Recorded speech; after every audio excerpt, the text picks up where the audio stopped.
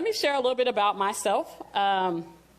This is a picture of my mom and dad, and I was there in her stomach. I wonder, can I? There was no pointer. Okay. I was there. She was actually pregnant with me when she decided that she wanted to be married. This was the last picture taken of me and my mother. I was 18 months in this picture. It was taken 6 months before I lost her. At 18 months, I actually witnessed my father kill my mother and then kill himself. I was left for dead in the car here in Fort Worth, Texas. It wasn't until some children was getting ready for school and they decided to cut through an alley that they're not supposed to be in, and they saw a baby sitting in a car with blood on her and went and got authorities.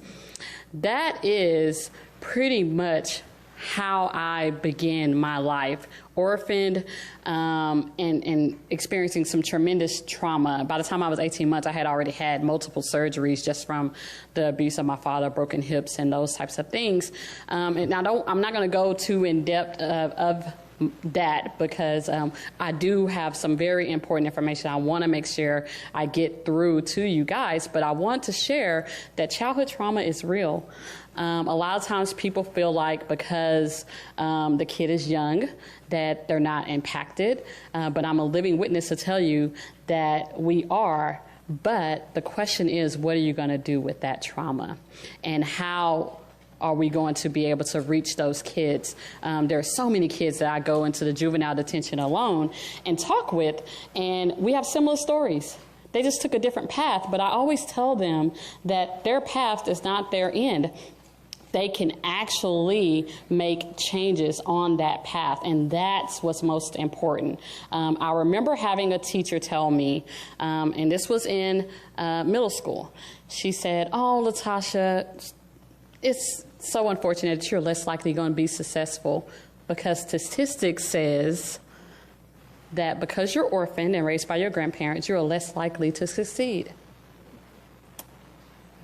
What she said was very true of statistics. Now, my grandmother, God rest her soul, she passed away this year, but she went down to that schoolhouse and let's just say that lady wasn't teaching no more. But I'll never forget my granddad pulled me to the side and he said, "Latasha, you can do anything God has called you to do." And that was a lesson I really didn't understand at the time, but now that I'm older, I get it. Then they didn't have childhood trauma. Everyone knows here, I mean, in the 80s, that wasn't even a word of existence. But now we have come so far where we have a huge conference of people in here talking about trauma and how to address it. And I'm just so glad to be a part of that. So let's talk about domestic violence. It's huge. Many of you probably have seen this power and control wheel, so I won't go detail for it. But I want to talk about how domestic violence collides with teen dating violence. I didn't realize how similar they were until I started working with Judge Carr's RISE program. I had that program for about 5-6 years. And I remember sitting down, we're sitting there talking about, okay, what phases look like, what programs need to be done. We talked about what important things that need to be done for the survivors. And I remember having this one young girl, she was 19. And if you know anything about teenagers, they're really hard to try to tell, hey, you're going to do this, you're going to do that. They're looking at me like, no, I'm not.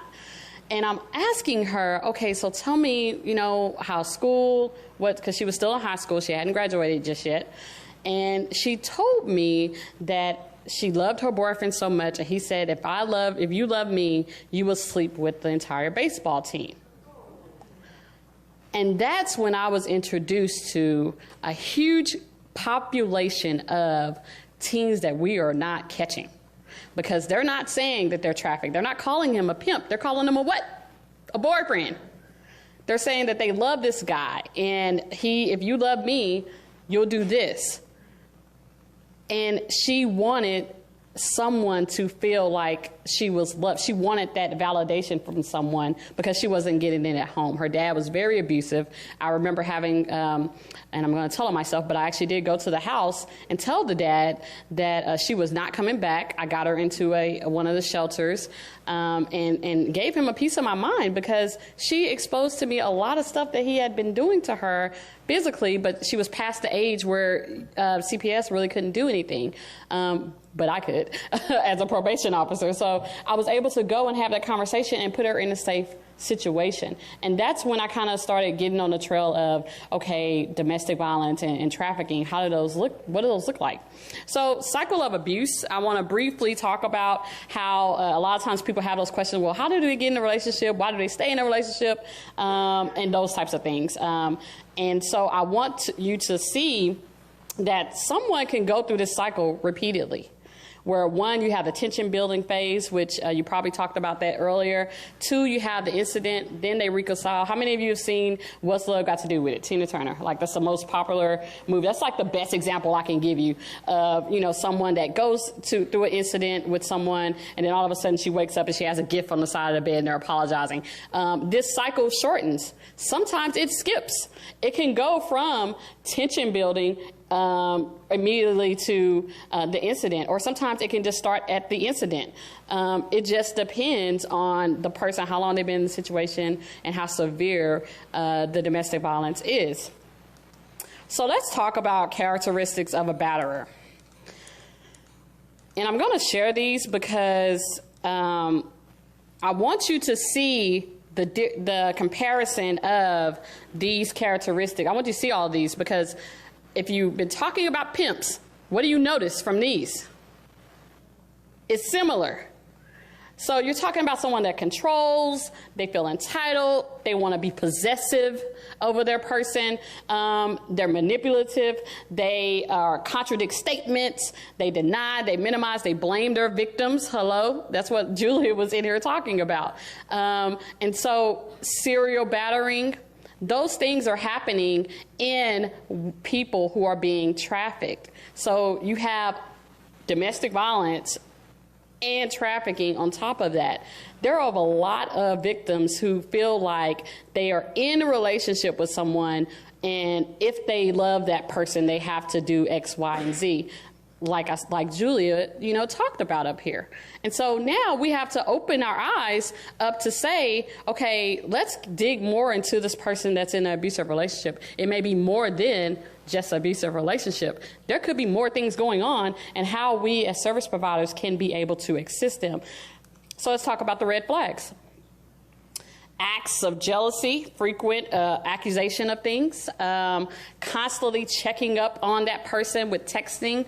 Nowadays, when you talk about youth, that whole text thing and taking your phone, the young girl I had, you know, he would constantly take her phone, check her messages. She was constantly telling me that he would post things about her, and now they post ads and all these things. But constantly putting that person down, calling them names, that happens in domestic violence, and it happens in trafficking. Telling them what to wear, what they can wear and how they can wear it. A lot of that is in our schools. If you're a teacher, or if you know teachers, I often hear a lot of my teacher friends talk about, oh yeah, this girl, she used to dress, you know, like jeans and shirts all the time, and now she's dressing more provocative. And she has her head down. And those are telltale signs that something may be going on. And so it's something that, you know, the school, which is great, that they have organizations that are going into the schools and educating those teachers on what those red flags look like so they can provide the proper services to those youth. Threats of harm, again, intimate partner violence and with trafficking. Y'all have been hearing about those things all morning. So I want you to know that these are like the main red flags, as we call them, that we look at. So look at the sex trafficking wheel. Now, it's a little bit bigger, but you still have a lot of the same components. And I'm going to go back to this one. You have a couple more pieces, but you still have a lot of the same components. Why would that be? Anyone? Same mentality. How many of you have actually looked up, like Googled or Amazon, how to be a abuser or how to be a batterer? There are books, how to be a pimp, how to be an abuser, that are teaching people how to do this stuff.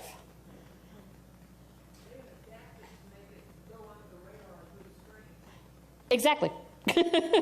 They adapt, and they want to figure out, okay, well, they're on to us, because I mean, we're always a couple steps behind the abuser and the trafficker. So now we're trying to figure out, okay, how can we get ahead of the game? And that's why we're all here, right? So we can figure out how can we be of service and also be preventative, because they have all these resources that you can easily order on Amazon. And it just baffles me. Or some of the music that we listen to. That's another thing that, I mean, I'm guilty of that. You know, it's a song that I usually play by, like 50 Cent, I don't know what you heard about me. And everybody loves that song. And you be like, hey, and then you're like, wait a minute. He's talking about being a pimp. Why are we okay with that as a society?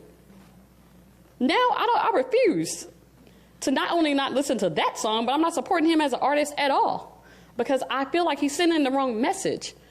And so those are the things that we have to look at. When we look at these control wheels, we look at the coercion, we look at the intimidation, we talk about isolation, abuse, we talk about the physical abuse. They're all one and the same when you're looking at intimate partner violence and trafficking. So now we want to look at how is it connected.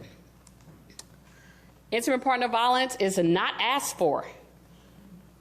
Let me repeat that for the people in the back. Intimate partner violence is not asked for. No one wakes up and says, I want someone to beat me today. Human trafficking is not voluntary. No one volunteers that they want to be trafficked. I'm going to say that again for the people in the back. No one volunteers to be trafficked. I cannot tell you how many times in 2019 I will battle you on social media if you say anything about oh, they're not a victim, they chose to do that. Like, no one chose to do that.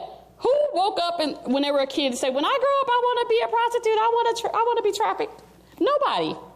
When I grow up I want to be abused. Anybody here? I mean, because if you have, I could be wrong. Nobody picks that. But a lot of times we hear people saying that, oh, they wanted to be in that relationship, they could have just left. Or they wanted to be trafficked because they ran away. Let's talk about predators. They use a relationship of trust to their advantage. Well, we see that quite a bit. You've probably been hearing about that already this morning, where economic gain through gifts and employment. Employment is big. I remember having a person in the RISE program who really wanted a job, and the guy said, oh, I can get you on at Hooters. Sorry if you like Hooters, but just saying, it was Hooters. And she didn't know that once she started working, he was making her, like setting up her tables to where it was people that he knew would give her extra tips and leave her numbers. And so she had to follow through with them numbers. And he was trafficking her inside of Hooters, and nobody really knew it. She said no one still knew it until she told me about it. And I was like, what? Or gifts. You know, people that they target people who are orphaned or lower income communities, high risk, the people that are considered high risk, they're easy targets. But they also target other people. And now that we're seeing, if you look in the news, anybody is free game. Anybody can be preyed upon. So we have to have those conversations and know what the connections are. Abusers and traffickers can be anyone. It could be the pastor in your church. And I'm a Christian, I'm just saying. It's the truth. It could be the person sitting next to you. Not in here, though. but it could be anyone. So take away the myth of, oh, it has to be this person. It could be any race, any person, man or woman. And there are a lot of women traffickers, believe it or not. When I started working with abusers of domestic violence in Judge Cummings' domestic violence diversion program, it blew my mind when I had women on my caseload. And I'm like, what? Who did you? And these women are crazy. I mean, they beating men with bats and everything. And I'm like, what? Wait a minute. In my mind, an abuser is a man. And then I discovered that nope, an abuser could be anybody. And so can a trafficker. And my women are the hardest people to be accountable. Anybody want to guess why that is?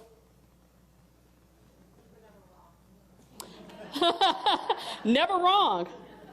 But unfortunately, it's because society says that they're right.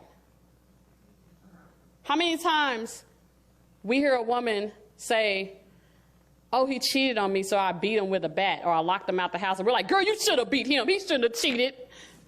How many times we look at reality TV and the girl is throwing drinks in their face and slapping them and everybody's laughing?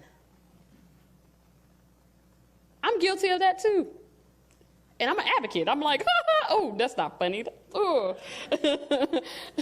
They're wrong for that. But we have to get better in those areas of making sure that we hold everybody accountable, men and women. When we see a woman that's trafficking, which there are a lot out there because they come out of this motherly role, the grandmother, they're a little bit easier to do because most people won't see them as the trafficker. Right. Exactly. Seen as the weaker sex. Like most people are like, oh, they're not. And they're easy to get. They can have a bunch of kids and nobody would even question it. You see a man with a bunch of kids, somebody's going to be looking. I know I would be.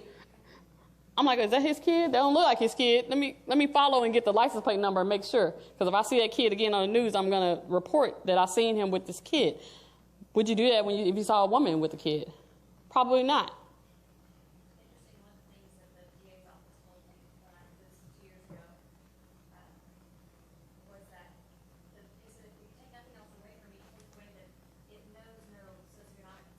Mm-hmm. It knows no gender, it knows no race, it knows no career or location. Absolutely.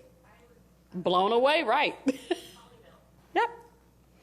Yep. There and actually some of the more rural Colleyville, those areas, unfortunately, can be a hub because people will overlook those. An abuser and a trafficker often threaten their victims into a life of silence, or compliance. So that's something that we all know. I mean, you've heard about it.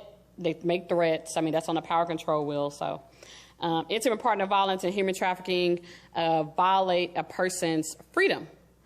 Victims may have experienced attacks, violence across a lifespan, street violence, sexual assault, war, or any form of turmoil. That, again, is another connection, and when we're talking about intimate partner violence and trafficking, of how someone can kind of be in the same situation, and a lot of times we don't catch it because sometimes we are categorizing, they're a victim of domestic violence, that's to get them a resource for domestic violence, and not see that they're probably also a victim of trafficking. So we have to be cognizant of that. And lastly, victims and survivors need assistance from various people and agencies, which I'm assuming is why everyone is here, because they need a wraparound service. I love Judge Carr's RISE program. I loved working with that program. I didn't leave because I was tired of it. I left because God wanted me to do something else that I didn't want to do. That's how he does. But that everyone gets around the table and they make sure that this person has an advocate.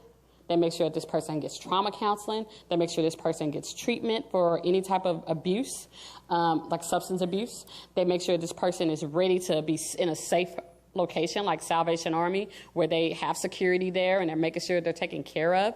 And then when they get on down the road, then they make sure they get transitioned into a better housing facility. Now, a lot of these ladies have long criminal records, so more than likely a lot of rental properties are not going to let them in. But me and Judge Carr would be out there talking, shaking hands with owners of apartments saying, hey, we have this program. Would you work with us? Would you let some of our ladies stay here? Just to get them out. Who wants to complete a program, a 2-year, 3-year program, and then send them back to the next door to the drug dealer or to a trafficker or to an abuser, because these ladies love men and they will say, hey, I want to be with a man. So we always talk about, let's set healthy boundaries. You can have love. Everyone wants love. All of us in here. Everyone wants to be in love with someone, but you got to have those healthy boundaries. And so that's what that program centers around, is getting them connected with all these resources and making sure that they have love in a healthy way. So let's talk about risk factors for a minute. I told y'all my story, and I'm going to share with you my business. So, matter of fact, I'm going to skip through this because I want to make sure I have time to give you about relationships. So all these risk factors, like high school dropouts, I saw some other people probably spoke about these risk factors, so you're not missing anything, I promise you. But I will touch that effects of domestic violence and children. There are tons of different things that children face. For me, it was, they told me I had trigeminal neuralgia, and I was like, what is that? From an early stage, I always had like some random numbness and tingling at the right side of my face, had no idea what it was. I would just, Granny would give me Tylenol and I would go lay down. But the older I got, the more it increased. So I finally went, and if you've never been to a neurologist, they're weird. I finally went to a neurologist, and he did all this weird stuff, and he was like, it's your trigeminal. He wanted to ask about my childhood. I'm like, well, I got to talk about that. What does that got to do with this random numbness and tingling? And then he comes to find out that it has a lot to do with it. And I said, okay. And he says, well, we can do brain surgery and cut the trigeminal nerve, but it may not be a guarantee of a correction. No, thank you. No, that doesn't sound like I'll just keep living with what I have. Infertility, I struggle with infertility.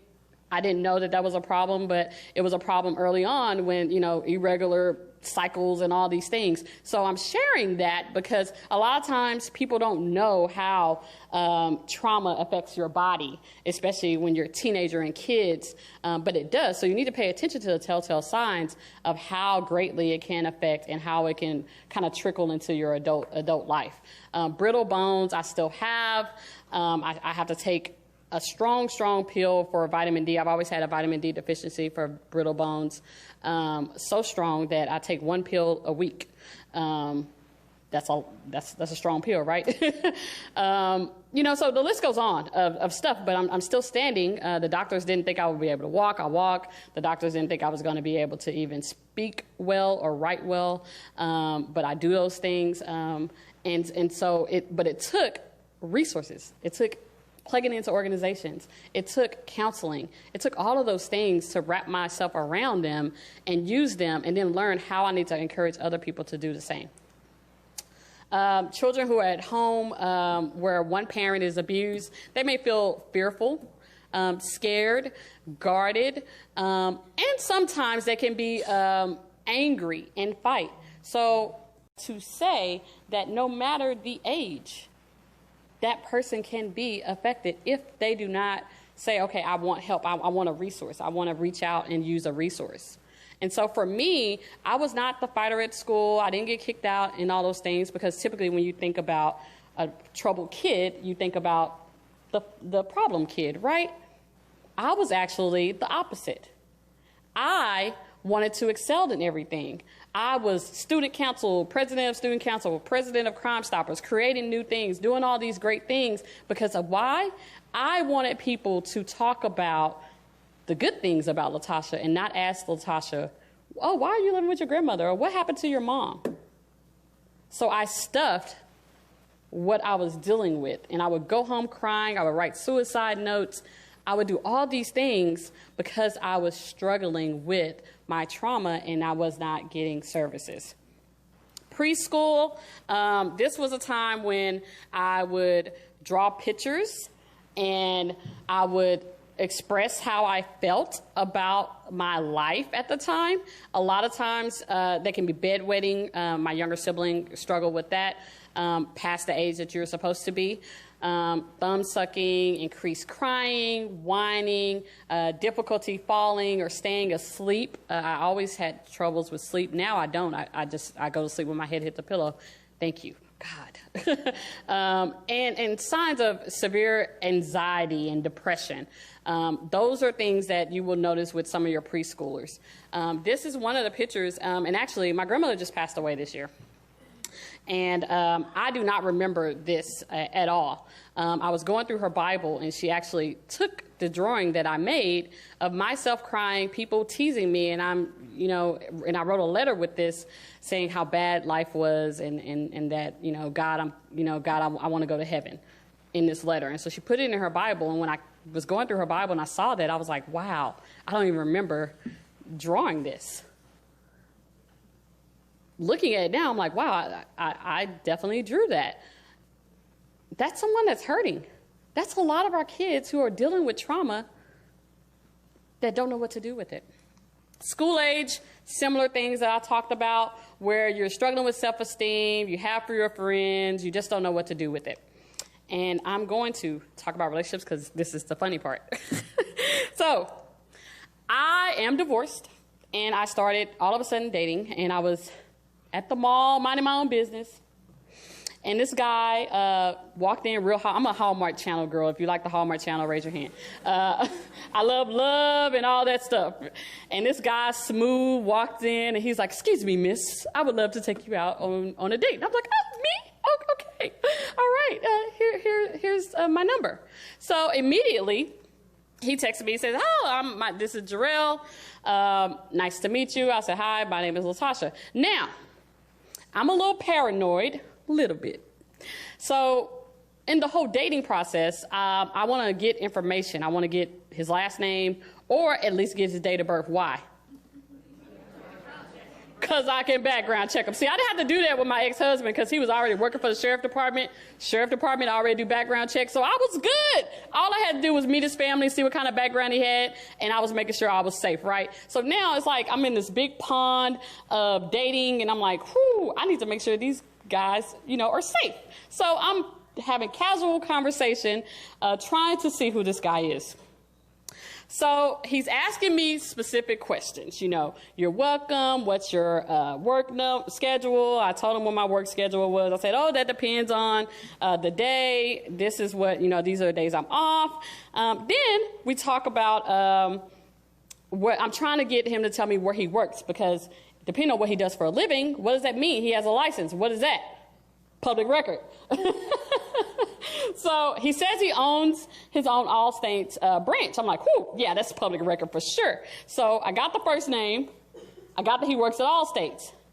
Then we're continuing to talk about what he does for a living. And while he's doing that, through text, he calls me and he says, I got to be honest with you.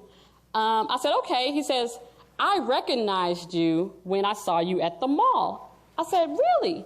He said, yeah, I saw you on the news talking about your story in trafficking, and I said, I got to meet this girl. And I immediately was like, it was like something stood up on the back of my neck. I was like, it's kind of weird, because why wouldn't you say that when you first met me? But I said, okay, I'm going to go ahead and ride this out, because either way, I'm going to be smart, and two, it could be a part of our presentation. So I said, oh, okay, well, I'm flattered. Actually, I wasn't. I was creeped out. I said, oh, I'm flattered. He said, yeah, I just wanted to go ahead and let you know that I recognize you from the news thing you did. I said, okay. So we continued to talk, and I told him how old I was. He told me how old he was. I ended up getting his date of birth. And when I did that, I said, boom, got the date of birth. We're talking, but by then, we're still talking on the phone. And I'm searching publicdata.com, if anyone you want to know. So I'm typing his name, and I'm typing the date of birth. What happens? Nothing. But he didn't realize how smart I am. So I said, okay, I already know his last name, which is very unique. So let me just take out the first name, put the last name in, and I'm going to go through all these names until I find a comparison, and I'm going to pull up mugshots.com. It was really an investigation. I had my phone here. I had my laptop here. I had mugshots.com, and I'm like searching. I'm like, is it this person? No. Is it this person? No. Is it this person? No. Really what I was doing until I found him. And his first name was not Cheryl. and I saw that he had been arrested. Guess what he's been arrested for?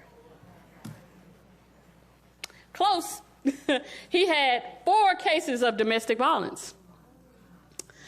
I said, whoo, maybe, I can't believe Mr. Hallmark been arrested for domestic violence. Maybe, just maybe he had a fight with a sibling. Because if you know anything about criminal history, it will say assault, bodily injury, family member. Do not automatically assume that that's him beating up his wife or girlfriend. That could be a fight with a brother or dad or sibling. It could be. I kind of knew that it wasn't, but I said, I'm going to give him the benefit of the doubt. Maybe he was stopping his dad from being abusive. So at this point, I said, I'm intrigued, and I need this for a presentation. So I said, we talked. He said, we had already set a date for a Saturday. Now we're talking, this is day 3 of conversation. I got all this information. I already did a background check. I done printed out. I said, okay, I'm doing recon at this point. Safety. So I said, okay, I teach on Thursday night at UTA. I said, how about we meet at Applebee's? You want to know why I chose Applebee's? Because I know some officer friends that hang out there all the time, so I'm smart. And the manager there, he's a guy, and he's always extra friendly when I go there. So I wanted to see how crazy is. So he said, oh yeah, sure. So we meet up at Applebee's. I ordered water, y'all. Because I do not want to play with this man's money, okay? Because when he realized that I'm not interested, he's probably going to get really upset. So I ordered water. He ordered like this appetizer for the table, and I didn't touch it. And so he asked me, like he literally sat down, rolls up in his Maserati and all this extraness, and he sits down and he says, have you ever been to jail? Me? I said, no, I've been working in law enforcement since I was 18. But what about you? Guess what he says?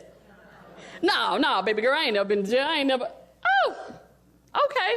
I said, well, let me tell you what I do for the courts. I said, I work with a case of abusers. I feel so bad for those guys. They keep having these women, the crazy women, making these allegations. I want to help and save them. What am I doing? Baiting him, and guess what he did? He fell for it. He said, oh, yeah, because I had 4 girls. One of them, she did. He started giving me the story. One of them, she got mad because I was with somebody else, and she broke out my window, and then she called the police, tried to say I did something to her. I ain't do nothing to her. And I'm thinking, yeah, but you were arrested. Next. And the other one did this, and he's going case by case, and I'm like, this man is crazy. So after he gives me all these 4 stories about these 4 crazy women who had been cheating on him and lying on him, and he's never been arrested, he excused himself to the bathroom. So then my manager friend comes over, and we're having small talk. And I kept him there just so he could see that I was talking to someone. Y'all should have seen his face when he came back. It was like, have you ever seen somebody trying to hide their anger, and you could feel that, oh, it was like that. It was like, whoa, I said, whoa, he's crazy for real. So at this point, I'm thinking, okay, he's trying to bait me in as an abuser, which wasn't going to work. So the next day, we ended. We walked outside. He grabbed my hand, and I felt awkward because he was trying to send a message to the manager, and I knew that. And I said, okay, this guy probably realizes that I'm not the one he wants to date. Do you think he did? Nope. Next day, he didn't text me. The day after that, we're talking about day 4. He calls me and says, why didn't you call me yesterday? My women call me. So now I'm thinking, okay, maybe he's not just an abuser. Maybe he's a trafficker. I say, your women? He said, yeah. You had my number. You should have called me.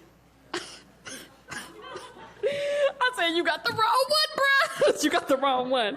I said, well, I didn't know I was supposed to call you, but I do apologize that I didn't. However, I'm headed to the office. I work for a judge, so you asked me why I wasn't dating anyone, and here's the real reason. I work for a judge, and they require a background check of anyone I date. Are you okay with that? That fool said, oh, yeah, you can check my background. Ain't nothing on my background. I said, okay. And why? Because he don't know I know his real name. I said, okay, when I get back to the office, I'll get your information. I called him. Of course, he said, oh, no, you ain't got to check my background. You can trust me. I said, look, like I told you, I can't date anyone if they don't have a background check to put on file with the judge. Sorry, Judge Cummings. To put on file with the judge. I just want to get rid of this guy at this point. I'm like, I got all my information to use for a presentation. So I just want to get rid of him. So I said, take care. He sends me this. I said, it was a pleasure knowing you. Take care. He sends me pictures of his car, his house, money on the bed. Who do y'all know has stacks and stacks of money?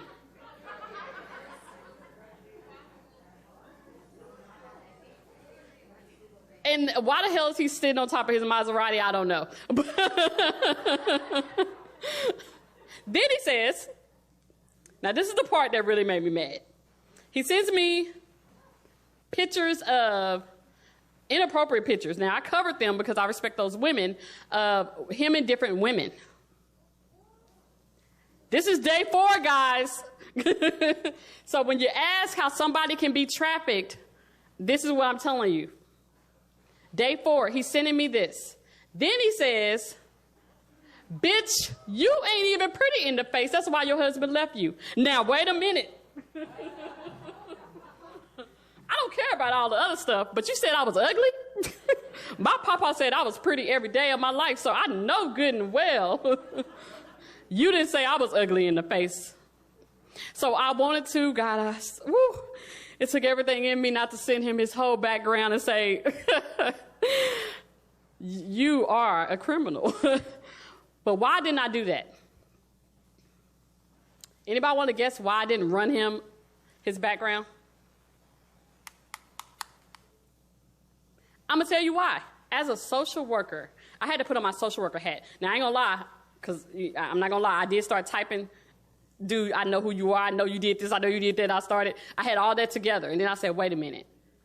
This is a person who told me he knew who I was. And this is a person who's sending me within 4 days proof that he's not only an abuser, but a trafficker. So for him to know who I am, he has, like, in his mind, I would have been like the trophy for him. Like if I had just thought, oh, he dressed nice, because he had a nice car, he did. And if I didn't do my research, I probably would have failed into an abusive relationship and then possibly trafficked. And that would have been an ultimate win for him. So someone that is that delusional and that cocky, I can't come at him and say, I know who you are, because he would still be bothering me. So I said, God, help me with the words. Help me with the words. And I said this. I said, okay, great. Thank you, Mr. Ephraim. Please delete my number and do not send me any more sex crime pictures or texts anymore. I will only ask once. Next time, I will notify the police department. I admire your drive. And I do not want to, I admire your drive to be an amazing career and really do not want you any issues. What am I doing? Playing him. I could care less about his career or his job, but I'm letting him know that you can lose all of that, buddy. Then I said, I truly do not understand why you would be so disrespectful to me. I have not done anything wrong to you. May Christ bless you on your journey in your life, and I pray you and the lovely young lady have an amazing life. What do you think that did to him? Pissed him all the way off. He probably still mad to this day, right? But he did not respond. He did not send me anything else. This is how easy someone can get trafficked. This is how easy someone can get into a domestic violence relationship. He knew who I was. He knew I had traumatic background. He knew all those things about me and targeted me within seconds. And I'm 36 years old.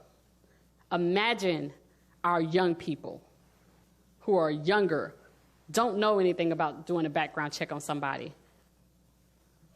Think about that when you're at work and make sure that you're giving them the right things. This is a bit of his, this is public information, so I'm going to share it. This is his long criminal history. I mean, pages, guys. And he had more arrests outside of the domestic violence. I mean, this guy was a classic criminal.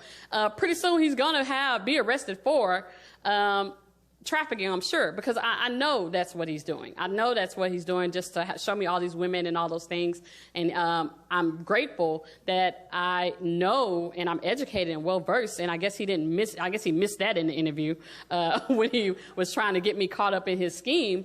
But I want you guys to take away from this the myth that it just happens to this person or it just happened to this person. It could happen to anyone. It could happen to you. Single ladies, check that background.